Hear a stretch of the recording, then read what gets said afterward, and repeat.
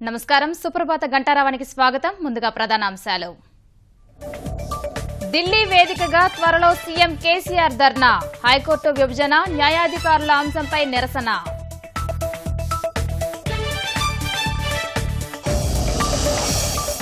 Chandrababu China పర్యటనలో 54,000 కోట్ల ఒప్పందాలు 43,000 కోట్లతో దొనకొండలో పారిశ్రామిక పార్కు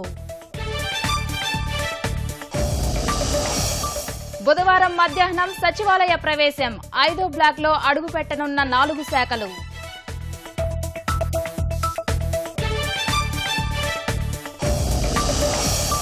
కృష్ణా వివాదంపై 5న ఇరు రాష్ట్రాల భేటీ కీలక విషయాలపై ఏకాభిప్రాయమే అజెండా